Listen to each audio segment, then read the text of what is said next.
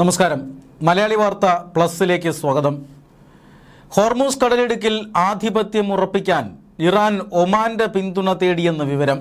Hormuz കടലിടുക്കിൽ ഒരു ഭാഗത്ത് ഇറാന്റെ തീരവും മറുഭാഗത്ത് ഒമാന്റെ തീരവുമാണ്. അതുകൊണ്ട് തന്നെ രണ്ട് രാജ്യങ്ങളും സഹകരിച്ചാൽ മറ്റാർക്കും ഹോർമൂസ് കടലിടുക്ക് സ്വന്തമാക്കാനാകില്ല എന്ന ഒരു നിബന്ധനയാണ്, അല്ലെങ്കിൽ അങ്ങനെ ഒരു ആശയമാണ് ഇറാൻ ഒമാന് മുന്നിൽ അവതരിപ്പിച്ചിരിക്കുന്നത് എന്നാണ് വിവരം.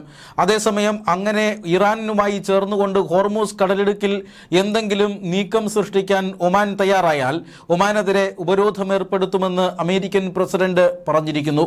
അതായത് ഇറാനുമേൽ ഏർപ്പെടുത്തിയിട്ടുള്ള ഉപരോധങ്ങൾക്ക് സമാനമായ ഉപരോധം ഒമാനും ഏർപ്പെടുത്തുമെന്നാണ് ഇപ്പോൾ അമേരിക്കൻ പ്രസിഡന്റ് ഭീഷണി മുഴക്കിയിരിക്കുന്നത്. അതേസമയം തന്നെ യുദ്ധം അവസാനിപ്പിച്ച് സമാധാനത്തിലേക്ക് മടങ്ങാനുള്ള കരാറുകളിൽ ഇരു രാജ്യങ്ങളും, അതായത് ഇറാനും അമേരിക്കയും ഒപ്പുവച്ചേക്കുമെന്ന വാർത്തകളുമുണ്ട്. അമേരിക്കയുമായി സഹകരിക്കുമ്പോൾ തന്നെ ഇറാൻ മറ്റു വഴികൾ തേടുന്നു എന്നുള്ളതിന്റെ ഉദാഹരണമാണ് ഒമാനുമായി നടത്തിയിട്ടുള്ള ചർച്ചകൾ. ഇറാനും അമേരിക്കയും ആയുധം താഴെ വയ്ക്കാനായി ഇനിയൊരു ഉടമ്പടിയിൽ ഒപ്പുവെക്കേണ്ട സമയം മാത്രമേയുള്ളൂ എന്ന് പലരും വിലയിരുത്തുന്നുണ്ട്. കാരണം നേരത്തെ മുജ്തബ ഖമൈനിയുമായിട്ടുള്ള ഒരു ആശയവിനിമയത്തിലെ പ്രശ്നങ്ങൾ കാരണമാണ് അമേരിക്ക മുന്നോട്ട് വെച്ച നിർദ്ദേശങ്ങൾ അംഗീകരിക്കാൻ ഇറാൻ വൈകുന്നത് എന്ന് ഇറാൻ പ്രസിഡന്റ് പറഞ്ഞിരുന്നു. ഇപ്പോൾ ഇറാൻ ആ കാര്യങ്ങൾ അംഗീകരിച്ചിരിക്കുന്നു. ആ നിർദ്ദേശങ്ങൾ ഇപ്പോൾ അമേരിക്കൻ പ്രസിഡന്റ് ഡൊണാൾഡ് ട്രംപും അംഗീകരിച്ചിരിക്കുന്നുവെന്നാണ് സൂചന. അങ്ങനെയെങ്കിൽ അടുത്ത സമയത്ത് തന്നെ ഇറാനും അമേരിക്കയും തമ്മിൽ കരാർ ഒപ്പിടാനുള്ള എല്ലാ സാധ്യതയുമുണ്ട്. ഗൾഫ് രാജ്യങ്ങളുടെ മധ്യസ്ഥതയിലാണ് ഇപ്പോൾ ഈ കരാർ ഒരുങ്ങിയിരിക്കുന്നത്. 60 ദിവസത്തേക്ക് വെടിനിർത്തൽ നീട്ടാനുള്ള ധാരണയാണ് ഈ കരാറിൽ ഉള്ളത്. മാത്രമല്ല, ആണവായുധങ്ങൾ നിർമ്മിക്കാനുള്ള പ്രവർത്തനങ്ങൾ ഇറാൻ അവസാനിപ്പിച്ചേക്കുമെന്ന സൂചനയുമുണ്ട്. ഇതുവരെ സമ്പുഷ്ടീകരിച്ചിട്ടുള്ള യുറേനിയം അത് എത്രയും വേഗം അമേരിക്കയ്ക്ക് കൈമാറാനുള്ള ചർച്ചകളും പുനരാരംഭിക്കും. ഹോർമൂസ് കടലിടുക്ക് പൂർണ്ണമായി തുറക്കുകയും അമേരിക്ക ഈ ഇറാൻ തുറമുഖങ്ങൾക്ക് മേൽ ഏർപ്പെടുത്തിയിട്ടുള്ള നിരോധനം ഘട്ടം ഘട്ടമായി അവസാനിപ്പിക്കുകയും ചെയ്യും.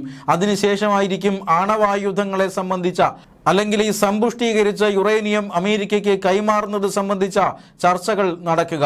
ഇറാനിയൻ എണ്ണ വിൽക്കാനുള്ള ഉപരോധങ്ങളെല്ലാം അമേരിക്ക നീക്കുമെന്നും സൂചനയുണ്ട്. അങ്ങനെയാണ് എങ്കിൽ അടുത്ത 60 ദിവസത്തേക്ക് അന്താരാഷ്ട്ര വിപണിയിൽ ഇറാൻ എണ്ണ എത്തിക്കുന്നതിൽ യാതൊരു പ്രശ്നവുമില്ല.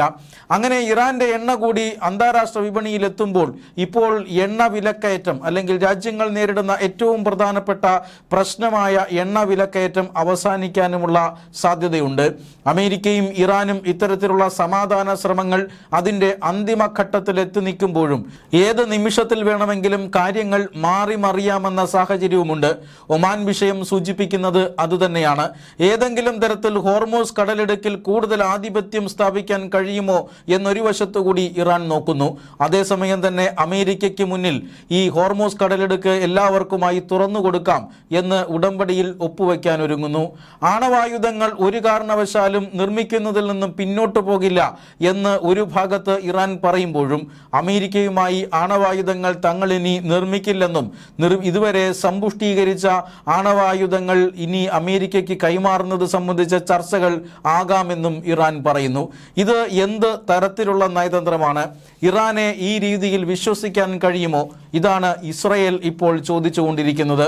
ഇറാന് ഇപ്പോഴും ഇസ്രായേൽ പോലെയുള്ള രാജ്യങ്ങളെ ആക്രമിക്കാനും അതുപോലെ തന്നെ ഇല്ലാതാക്കാനുമുള്ള ശേഷിയുണ്ട്. ഇറാന്റെ സൈനിക ബലം പരമാവധി ഇല്ലായ്മ ചെയ്യാനുള്ള ആക്രമണങ്ങൾ ഇനിയും നടത്തണമെന്നാണ് അമേരിക്കയോട് ഇസ്രായേൽ പറയുന്നത്. പക്ഷേ അമേരിക്ക അത് കേൾക്കുന്നില്ല. അതായത് അമേരിക്കയിൽ പ്രസിഡന്റ് ട്രംപിന്റെ ജനപ്രീതി പോലും ഇടിയുന്ന തരത്തിലേക്ക് യുദ്ധം മാറിയിരിക്കുന്നു. ലക്ഷക്കണക്കിന് കോടി രൂപ അമേരിക്കയ്ക്ക് ഇപ്പോൾ ഇതിനോടകം തന്നെ ചെലവായിരിക്കുന്നു. ഇനിയും ആക്രമണം നടത്തി നികുതിദായകരുടെ പണം, അമേരിക്കക്കാരുടെ പണം ഇല്ലാതാക്കാൻ താൻ ഉദ്ദേശിക്കുന്നില്ല എന്ന് ഡൊണാൾഡ് ട്രംപ് പറയുന്നു.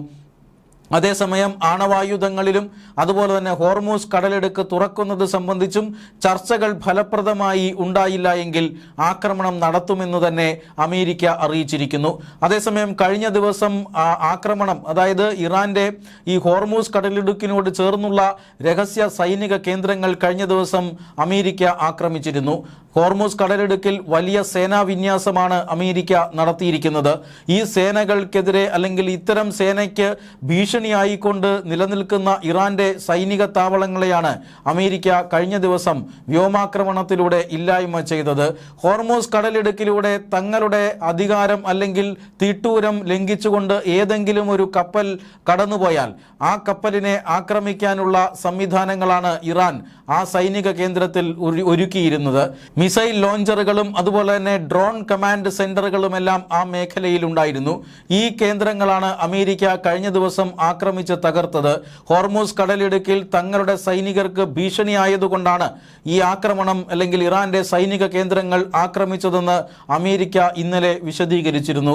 ഇരു രാജ്യങ്ങളും തമ്മിലുള്ള വെടിനിർത്തൽ നിലനിൽക്കുന്ന സാഹചര്യത്തിലാണ് ഇത്തരമൊരു വിശദീകരണവും ആക്രമണവും നടക്കുന്നത്. തൊട്ടുപിന്നാലെ ഇറാനും അമേരിക്കയ്ക്ക് തിരിച്ചടി നൽകി. കുവൈറ്റിലെ അമേരിക്കൻ കേന്ദ്രങ്ങളിലേക്കാണ് ഇറാൻ ഡ്രോൺ ആക്രമണം നടത്തിയത്. ഈ ഡ്രോൺ ആക്രമണം അമേരിക്കയുടെ സാഹസത്തിന് തിരിച്ചടിയാണ് എന്ന് ഇറാൻ പറയുകയും ചെയ്തിരിക്കുന്നു. ഇതൊഴിച്ചാൽ ഈ മേഖലയിൽ ഇപ്പോൾ സമാധാനപരമായി കാര്യങ്ങൾ മുന്നോട്ട് പോവുകയാണ്. പക്ഷേ പ്രതിസന്ധി അവസാനിക്കുന്നില്ല. ഇറാന്റെ തുറമുഖങ്ങൾ ഇപ്പോഴും അമേരിക്ക ഉപരോധിച്ചുകൊണ്ടിരിക്കുന്നു.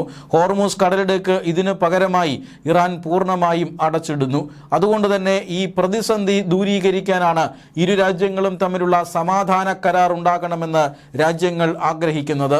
ഇന്ത്യ അടക്കമുള്ള രാജ്യങ്ങൾ സമാധാനവും ഉണ്ടാകുന്നതും കാത്തിരിക്കുകയാണ്. പാകിസ്ഥാൻ മധ്യസ്ഥ ശ്രമം നടത്തി പരാജയപ്പെട്ടിരിക്കുന്നു. ഇപ്പോൾ സൗദി അറേബ്യയും ഖത്തറും പോലെയുള്ള ഗൾഫ് രാജ്യങ്ങളാണ് സമാധാനം ഉണ്ടാക്കാൻ വേണ്ടി ചില പ്രവർത്തനങ്ങൾ നടത്തുന്നത്. എന്നാൽ സമാധാനത്തിന് തടസ്സമായി ഇറാന്റെ ചില കടുംപിടുത്തങ്ങൾ ഇപ്പോഴുമുണ്ട്. ഒരു കാരണവശാലും അമേരിക്കയെ വിശ്വസിക്കില്ലെന്ന നിലപാടിലാണ് ഇപ്പോഴും ഇറാൻ. അപ്പോഴും ആണവായുധങ്ങൾ അവസാനിപ്പിക്കാം, നിർമ്മിക്കുന്നത് അവസാനിപ്പിക്കാം എന്നൊക്കെ ഏതാണ്ട് സമ്മതിച്ചിരിക്കുകയാണ് ഇറാൻ. ഇറാന്റെ വരുമാന മാർഗം നിലച്ചതും സാമ്പത്തിക അവസ്ഥ അപ്പാടെ തകിടം മറിഞ്ഞതും ഇറാന്റെ തുറമുഖങ്ങൾ പ്രവർത്തിക്കാതായതുമെല്ലാമാണ് ഇത്തരത്തിൽ തീരുമാനമെടുക്കാൻ കാരണം. അമേരിക്കയ്ക്ക് ഇത്തരം കാര്യങ്ങൾ സമ്മതിച്ചുകൊണ്ട് കരാറിൽ ഒരു ഒപ്പിട്ട് കൊടുത്താൽ അടുത്ത 60 ദിവസത്തേക്ക് പരമാവധി എണ്ണ അന്താരാഷ്ട്ര വിപണിയിലെത്തിക്കാൻ ഇറാന് സാധിക്കുമെന്നുള്ളതാണ് ഏറ്റവും പ്രധാനപ്പെട്ട കാര്യം. അതുകൊണ്ട് തന്നെ സമാധാനം നടപ്പിലാക്കാൻ അല്ലെങ്കിൽ 60 ദിവസത്തേക്ക് കൂടി വെടിനിർത്തൽ നീട്ടാനാണ് അമേരിക്ക താല്പര്യപ്പെടുന്നതെങ്കിൽ എത്രയും വേഗം ഈ കരാറിൽ ഒപ്പിട്ടിട്ടാണെങ്കിൽ കൂടി ഈ എണ്ണ വിപണനം പുനരാരംഭിക്കാനാണ് ഇറാന്റെ ശ്രമം. സാമ്പത്തിക നില ഭദ്രമായി കഴിഞ്ഞാൽ, ഇറാൻ പട്ടിണിയിലേക്ക് പോകുന്നില്ല എന്നുറപ്പായി കഴിഞ്ഞാൽ വീണ്ടും യുദ്ധത്തിന് തയ്യാറെടുക്കാനാകും ഈ ഇറാൻ ഭരണകൂടം ശ്രമിക്കുക. അടുത്ത 60 ദിവസത്തിന് ശേഷം അമേരിക്കയുടെ പ്രഖ്യാപനം എന്താകുമെന്നുള്ളത് കാത്തിരിക്കുകയാണ് ഇസ്രായേലും. മലയാളി വാർത്ത plus, like, share and subscribe.